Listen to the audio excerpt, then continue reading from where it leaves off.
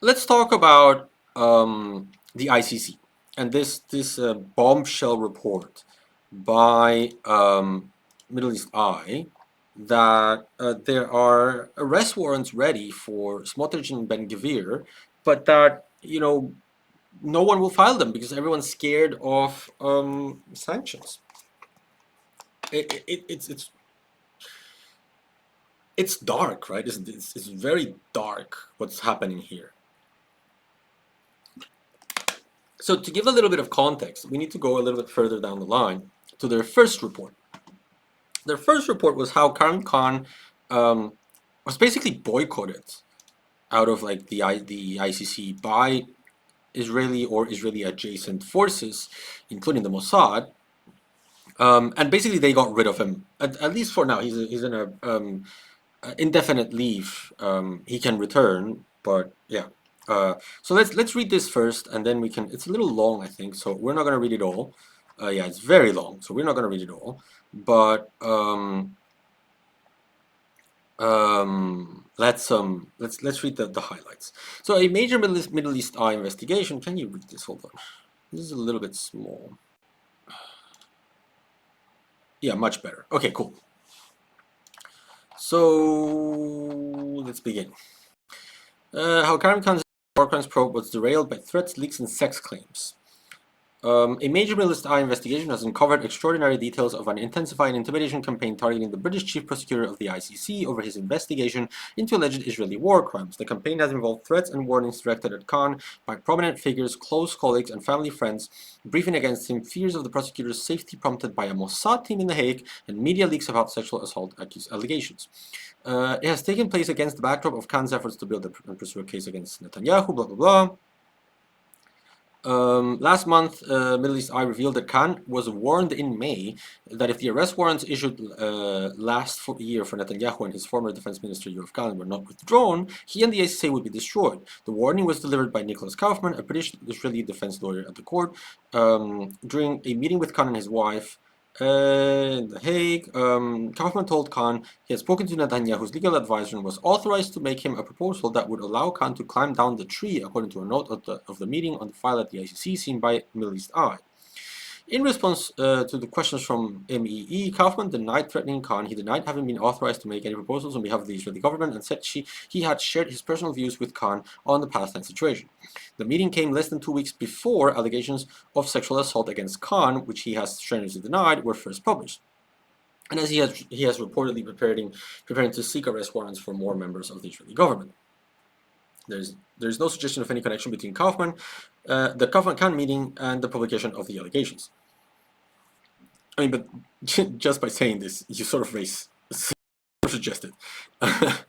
Khan went on leave shortly afterwards after an attempt to suspend him, prompted by a senior member of his own office, failed, and amid an ongoing United Nations investigation into the allegations against him. Intense pressure on the prosecutor had been building even before Khan became the subject of the now widely publicized allegations. Middle East Eye can reveal details about correspondence between Khan and the complainant, a female ICC staff member, which appears to raise questions about some of the previously reported claims about the case in American and British media. In response to questions from Middle East Eye, the complainant said she had fully cooperated with the UN investigation and could not engage with questions posed or correct the inaccuracies because she is bound by obligations of confidentiality and professional integrity.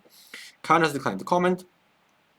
The timeline of events reveals that pressure on Khan started to build in April 2024 as he prepared to apply for the warrants for Netanyahu and Gallant, then again in October before judges issued the warrants. It intensified further this year as Khan was reported to be seeking warrants for more Israeli ministers and coinciding with further media leaks about the sexual assault allegations.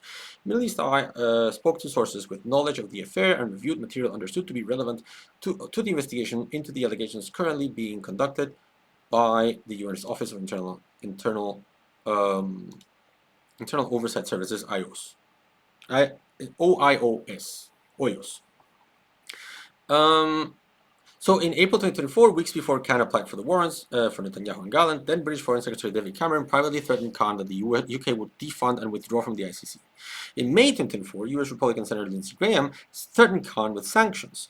Before the allegations were made, Khan had received a security briefing that indicated the Mossad was active in The Hague and posed a potential threat to the prosecutor.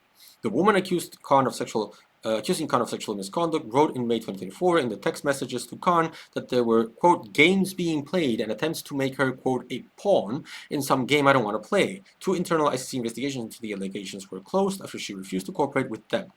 The complainant had previously sought and obtained Khan's help in another complaint against a second senior ICC official.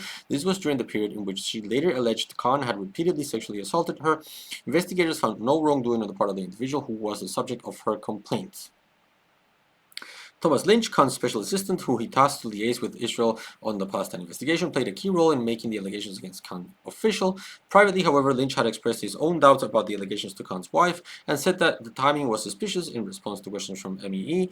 Lynch described allegations in this article as false and misleading. A female ICC lawyer told MEE there was a group of people within the court who disagreed with Khan's approach and who were working to discredit him. She said she had been approached in May 2024 and asked if Khan had ever behaved inappropriately towards her.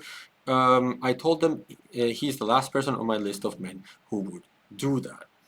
Khan met Nicholas Kaufman, then British Israeli defense lawyer, to discuss the Israeli investigations just 2 weeks before he was forced to go on leave after it was publicly revealed that he was under investigation over sexual assault allegations. According to a note of the meeting on file at the ICC, Kaufman told Khan that if the warrants against Netanyahu and Gallant were not dropped, they will destroy you and they will destroy the court. 2 former ICC judges have told MEE that they have great concerns about the way the Oyos investigation into the allegation against him conducted, questioning why the prosecutor was publicly named as a subject of a complaint and the need for an external investigation into this alleged misconduct. So essentially what Middle East Eye is saying here is that there is a campaign to get rid of someone that is willing to prosecute Israel at the international level. Right, and that the Mossad was involved, and that the sexual assault allegations changed over time, and then that he was threatened by several parties, including government officials, to drop the Gallant and Netanyahu arrest warrants. He didn't, and so they destroyed him. That's the allegation, right?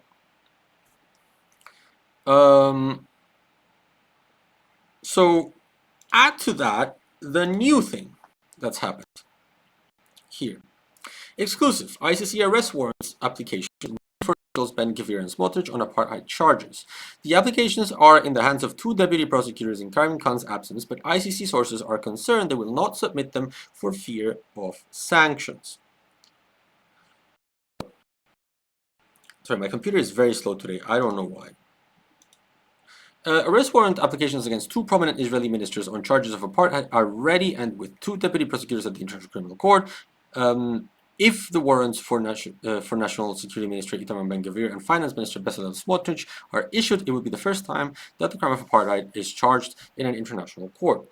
ICC Chief Prosecutor Karim Khan had prepared cases against Ben-Gvir and Smotrich before he went on leave in May, according to numerous sources in the court with knowledge of the matter. Those applications for the arrest warrants are completely done, an ICC source told MEE. The only thing that didn't happen was submitting them to the court, the source said, on condition of anonymity. MEE can reveal that the deputy prosecutors have the power to submit them to pre-trial judges for examination, but some within the ICC believe the applications will be quietly shelved as the court faces unprecedented external pressure. The newly elected U.S. administration under Donald Trump sanctioned Khan in February, and he went on leave in May amid a UN investigation into sexual misconduct allegations against him, which he has denied. In June, the U.S. further sanctioned 4 ICC judges. This included 2 judges who approved Khan's application for arrest warrants for Israeli Prime Minister Netanyahu and Gallant, and 3 Hamas leaders last November. MEE revealed earlier this month that Khan has been subjected to a string of threats and warnings by prominent figures, blah blah blah. Khan nevertheless filed applications on 20 May 2024 that culminated in arrest warrants. MEE understands that despite continued pressure, the prosecutor's team of lawyers continued investigating alleged Israeli war crimes and crimes against humanity in the occupied West Bank. But before he could file the applications, Khan went on leave following a failed attempt to suspend him. Karim was ready, the ICC source told MEE. There was no more work to do on the applications. They're not being drafted, they were being revised. They weren't being revised, they were done. All that was left to do was follow court procedure and submitting an application, but Karim didn't have time to do that because everything moved so quickly, and then he stepped aside. An ICC statement at the time said Khan's deputies would continue his work across all cases, including the Palestine investigation, but whether the Ben-Gvir and Smotrich warrant applications were filed would not be public knowledge since the court ordered in April that any further requests cannot be publicized. 2 ICC sources told MEE that the 2 deputy prosecutors, Nazat Shamim, Shamim Khan and Mam Mandiaye Nyang have not filed the applications due to the threats of U.S. sanctions. British Israeli ICC defense lawyer Nicholas Kaufman told Israel's Khan public broadcaster in June that the U.S. sanctions on 4 ICC judges were meant to be designed to encourage the dropping of the arrest warrants for Netanyahu and Gantz. Kaufman added, accordingly, most commentators believe that sanctioning the judges is a further warning shot over the bow, if I can put it that way, before the sanction of the deputy prosecutors who've now taken over from Khan. When asked by MEE to comment on the status of the Gvir and Smotrich applications and whether fear of sanctions has delayed their submissions, the prosecutor's office said the office cannot provide comments on matters related to ongoing investigations and any specific charges that may arise in relation to the situations addressed by the office. This approach is essential to protect the integrity of investigations and to ensure the safety and security of victims, witnesses, and all those with whom the office interacts. Khan declined to comment in response to a request from MEE. So, this to me is probably the biggest scandal in the history of the ICC. This is very serious. It means that the United States has successfully boycotted international accountability for, a couple of pretty horrendous people, right? And so it shows how the ICC really is just for Africa, right, quote unquote, or just for Putin. The US is moving heaven and earth. The US and Europe have been moving heaven and earth to prosecute Netanyahu on crimes of aggression at an independent special ad hoc tribunal, just so Putin can be prosecuted against for aggression, right? They are moving heaven and earth to do this. But when it comes to Netanyahu, they block, they sanction, they threaten, they send the Mossad. International law, especially this so-called rules-based international law, cannot survive an attack of this nature. It just can't. If your judges can be sanctioned in ways that remove their ability to have a debit card, because MasterCard can no longer do business with you, because Visa can no longer do business with you. They remove their ability to make international payments because SWIFT will no longer be able to work with you. If that is the situation, then the US has too much power, and it has successfully destroyed international accountability. This is really something that should be in the front page of every single news outlet in the world. And it isn't for the simple reason that these news outlets want to shield Israel from prosecution.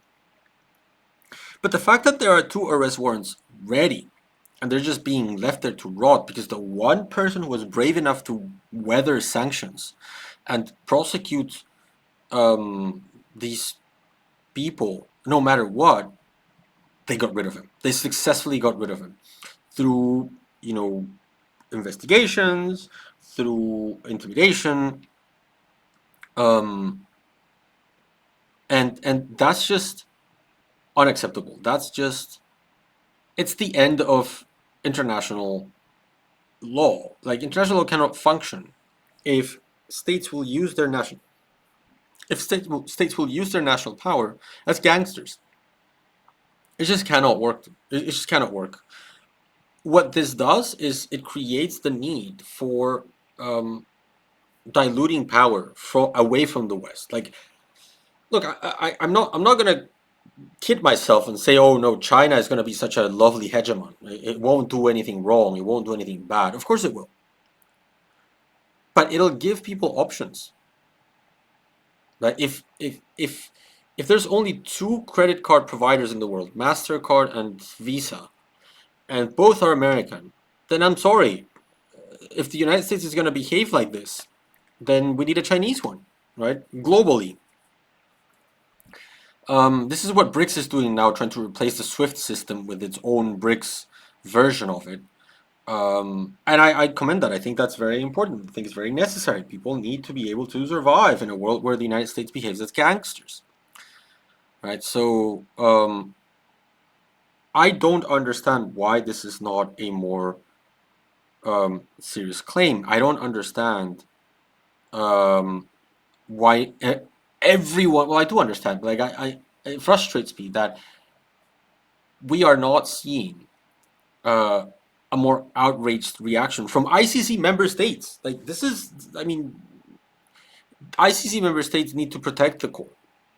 Right? If they won't, then it will fail.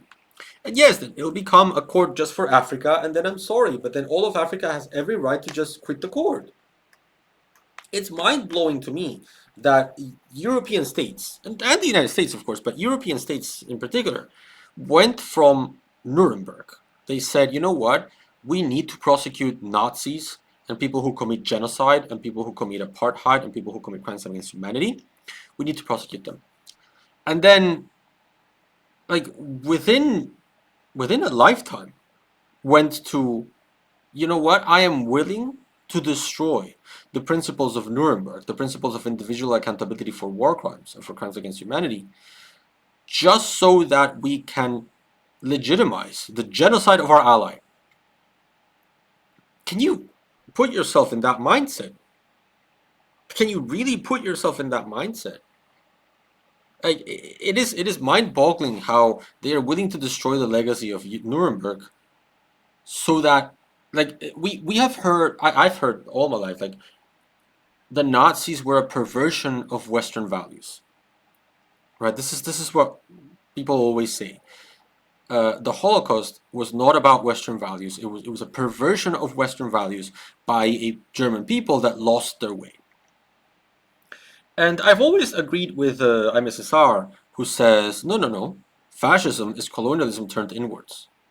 What the Nazis did in Europe is what Germans and all Europeans actually had been doing to African people, Latin American people, South Asian, Southeast Asian, for centuries.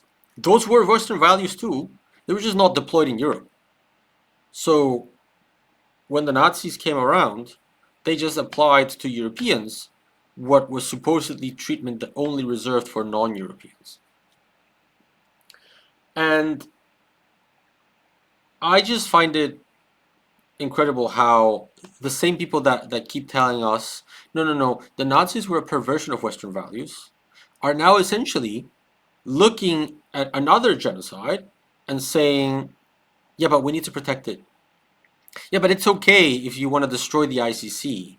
Yeah, it's okay if Netanyahu visits my country, I won't arrest him because, like, the ICC has gone a little bit too far. Seriously?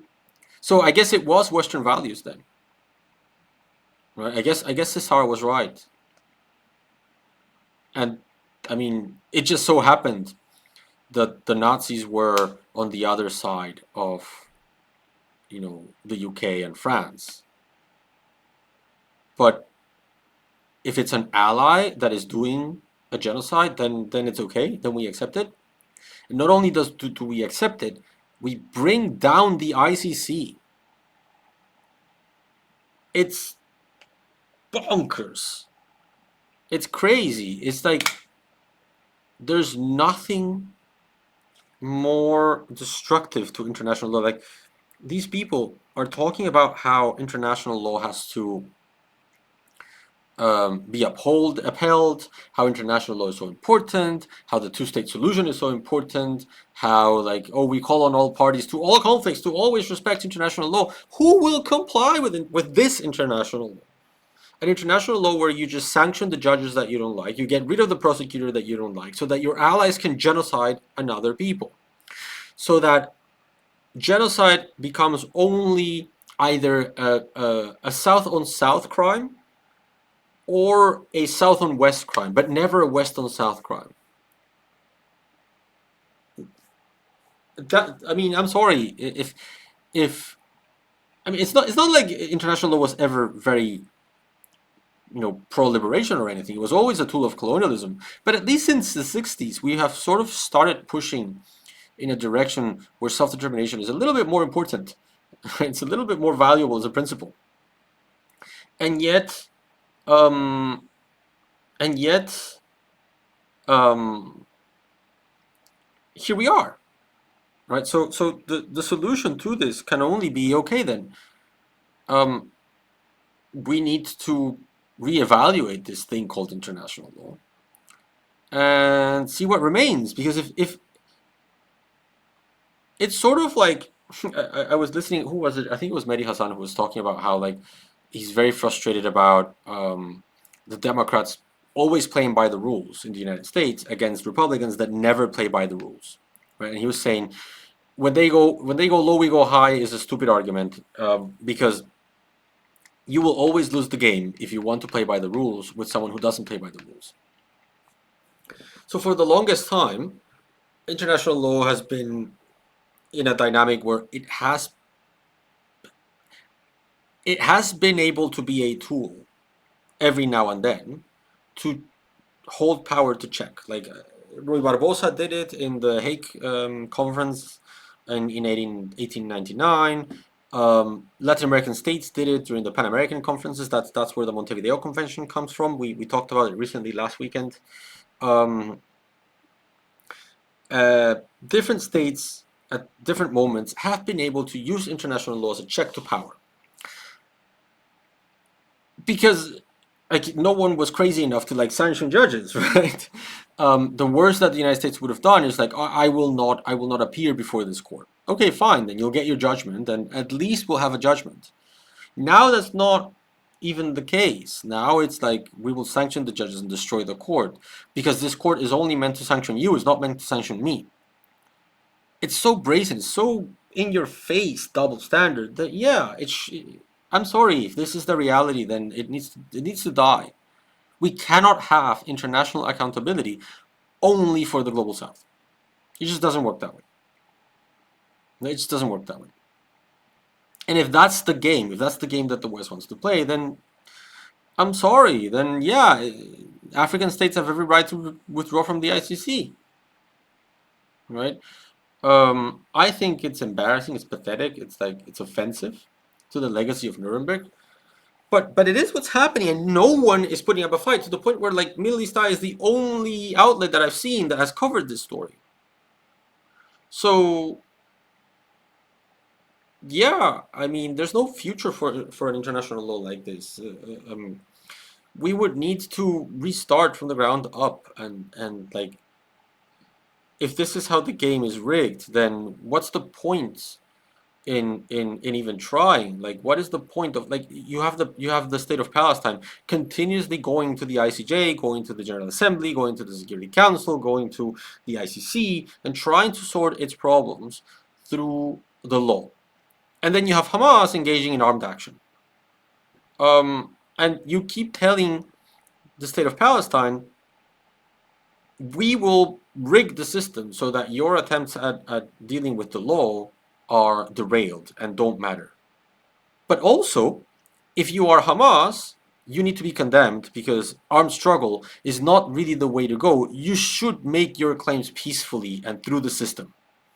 So there's no way that can be accepted for Palestinian liberation. And if that's the case, if that's how it is, then yeah, then all we're gonna get is more and more violence because the system is rigged, because the system um, can't be used to check power, right?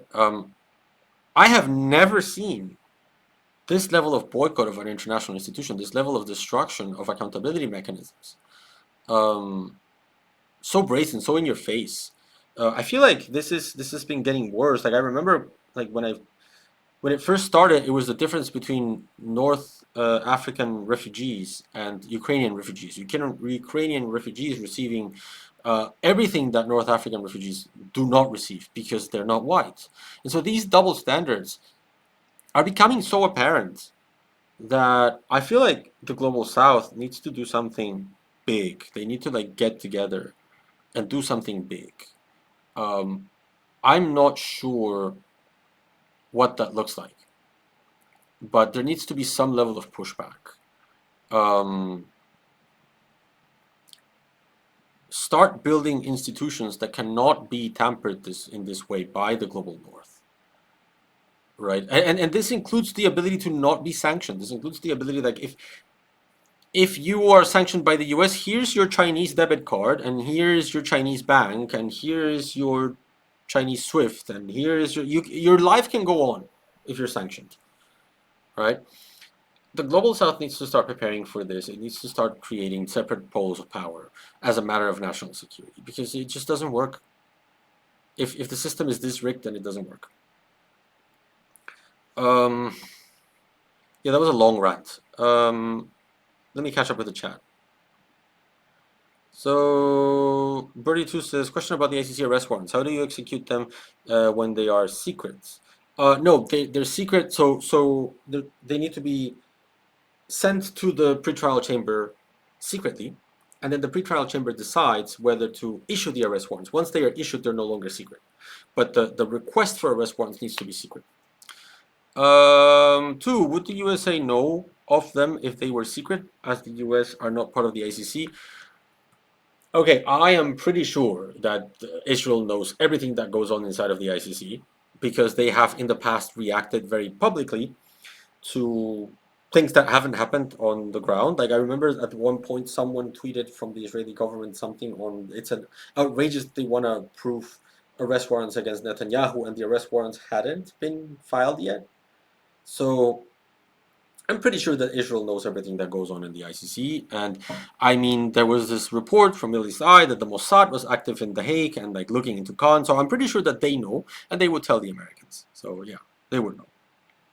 I think the whole point of making the request for arrest warrant secret is so that Israel can know and do stuff about it behind closed doors without the peer pressure of the world saying, "What do you mean? There's a stupid complaint about this. Just issue the warrants." Well, there's this, I wish China wasn't so non-interventionist. Well, I mean, I define non-interventionist, right? Because they do have economic policies that are pretty interventionist. I think the way to understand Chinese foreign policy, in my opinion, is basically to see it in terms of China will never allow another century of humiliation. The century of humiliation being the 19th century, when China went from being basically the center of the world in East Asia to being a neo-colonial informal empire colony of various Western powers. And it was very humiliating to China, the Opium Wars and all. And so their point is, you will never do that to me again, and I will make sure that I'm never in that position again. So they bide their time. They don't really care if the dominoes fall. So you see like the Western way of doing things from George Kennan's time onwards is, we need to keep the dominoes from falling. We need to keep the status quo where most countries are capitalist and most countries are Western aligned and sell stuff to the West. China is like, I don't care if the dominoes fall. I don't care if you become a communist or not. I don't care if you follow the Chinese model or not. What I care is to have influence over your government, whatever it is, like whether communist or not. I want to have influence. I want to have strategic ports all over the world, strategic airports, ports, infrastructure, mining. I want to have access to natural resources through my mining companies. I want to secure my strategic supply of goods all over the world, and I want to accumulate. And then when the time comes, and the time will come, when the West will come for Taiwan, or where the West will come for me because it's the West and they can't help it and they will attack me, I will be so ready and I will destroy them. That is Chinese foreign policy in a nutshell. So they bide their time. So if you play like real-time strategy games, like there's the Cirque Swarm, that's not China. China is the kind of guy that keeps building tanks, build tank, build tank, build tank, build tank, build tank, build tank, and then when all the ore is done in the map, and everyone has been killing each other, and like now everyone's weak, boom, it overwhelms the entire game with like hundreds of tanks. That's China. But yeah, so that's why China is not really doing stuff through force. They are doing stuff through economics. So they are trying to get to de-dollarize bank reserves. They're trying to create the new SWIFT. They're trying to create new Visas and MasterCards. And I think at this point, yeah, I know that China is not, they won't be grand humanitarians that will liberate the world, but hey, they will give us options, right? They will give us options. And again, if this is how the game is rigged, I'm a strong believer in um, the night is darkest right before dawn. Right? And this looks like darkest. Um, I do believe that what the US is doing is the result of of a panicking, collapsing empire. They wouldn't have dared do this 10 years ago, 20 years ago, because they had stuff to lose. They had connections to lose. They had standing to lose. They had self-respect to lose. Now they don't. Now they're panicking that their empire is collapsing because they have created a system where everyone is making less money, everything is costing more money at lower quality.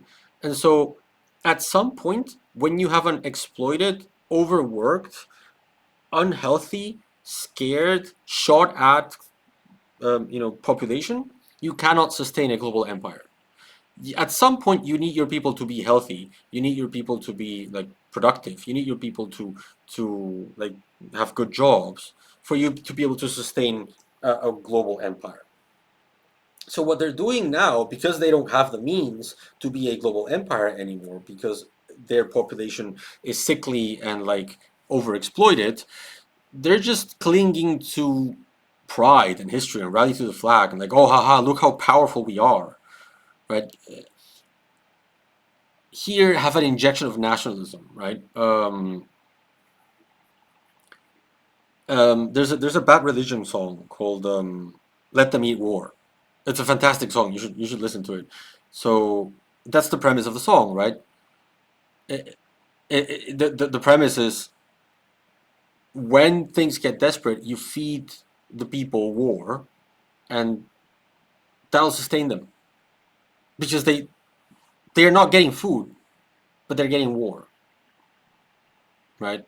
So it's a great song, um, and I think it reflects what's going on. It's a crumbling, collapsing empire, rallying to whatever remnants of power it still has. But these remnants of power are very big, and so they are um, affecting how international accountability work and leading to a crisis of international law. And I do think I do mean this. I do think like we need a new G77. We need a new non-aligned movement. We need a new Bandung conference where the entire global south gets together and says, okay, how do we deal with this collapsing empire? How do we change things so that this doesn't affect us anymore? Um, I wish that were happening, and I don't see it happening, but I wish that were happening. I think the BRICS are trying to do this, but not fast enough and not at scale, right? This is not a global thing. The BRICS are, I think, like less than 20 countries. Um, but yeah, so I think this is a massive scandal. I think it changes the nature of international law irreparably. And I think it's going to lead to a crisis where the global south will essentially start ignoring Western-led institutions and start building up their own institutions, um, and even flaunting and violating the rules themselves in reaction to the violation of the rules by the West. So imagine next time that the West wants to lecture a country on anything, democracy, human rights, like no one will listen. So I see a collapsing global order. That is a time that is very scary to be in because a collapsing global order is unpredictable. You don't know what people are going to do. You don't know what states are going to do either. So yeah, fun times ahead, I guess. Um, oh, hey, Boulevard of Dreams. It's been a while. I haven't seen you in a while. Hope everything is going well. You arrived basically at the end of the stream. um, yeah. So unless anyone has does anyone have any questions that we'd like answered? Um, because otherwise it's 6:57, and as always, you know that 7 p.m. is making dinner time. Um, oh, this is Ryan. Thank you for following. Welcome to the community. Um, yeah, Boulevard. Like we're doing. I'm usually doing the streams at around 5:30, so 6:30 your time. And I stay for about an hour and a half. Because yeah, 7 p.m. is I need to cook dinner time. Yeah, with that said, it's 6:58, guys, so I'm going to go cook dinner.